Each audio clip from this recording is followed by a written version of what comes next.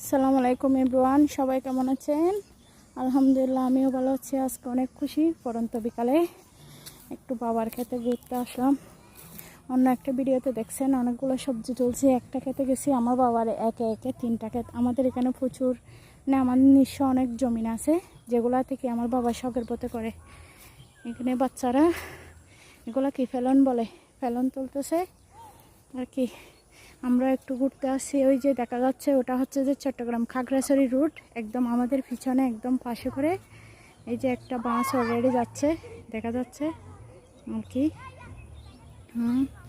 এখানে হচ্ছে যে এই যে কলা গাছ দেখা যাচ্ছে প্রচুর, ওটা হচ্ছে যে আমাদের জমি। আমরা এখন ওখানে যাব, গিয়ে আমরা ওখান থেকে মিষ্টি কুমড়া তুলবো। আরও কালকে বাসায় চলে যাব, তাই অনেকগুলা শাক নিতে হবে।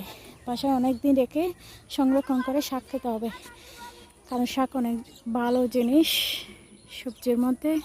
এই যে চট্টগ্রাম খাগড়াছড়ি রোডে গাড়ি চলাচল করতেছে, এটা একদম আমাদের পিছনে। আমরা হচ্ছে যে এই যে নয়া বাজারে অনেকটা আগে, এই যে আমতলী এলাকায় বলে আমাদের এলাকাটা। এখানে এদিকে এই যে এদিকে একটা ওই পাহাড় আছে, এই মানে একটু পাহাড়ও টিলা ওই রকম আর কি। ওটাতে প্রধানমন্ত্রী শেখ হাসিনা এক সময় নামছিল আর কি। এখন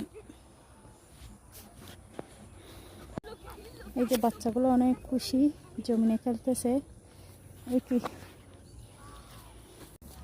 অবশেষে বাবার আর একটা খেতে এসে গেলাম। টমেটো ধরছে এখানে অনেকগুলো টমেটো। আগে আলু ছিল, এখন আলু নিয়ে যাওয়ার পর এই যে মিষ্টি কুমড়াগুলোকে বাবা ইয়ে করছিল অনেকটা সুন্দর করে। সবগুলো এখন মাশাআল্লাহ এতই শাক, এতই শাক। কালকেও বাবা অনেকগুলো নিয়ে গেছিলো, সকালে অনেকগুলো নিয়ে গেছিলো। বাচ্চাদের অনেক পছন্দ, তাই আজকে আমি নিয়ে আসলাম নেওয়ার জন্য। কিছু রাত্রে রান্না করবে আম্মু, আর বাকিগুলো আমি বাসায় নিয়ে যাব। সাথে নিজের ছেলে মেয়ে, বোনের ছেলে মেয়ে সবাইকে নিয়ে একটু ঘুরতে এলাম। মিষ্টি কুমড়াও নেব, সব কিছু আর কি একসাথে। আর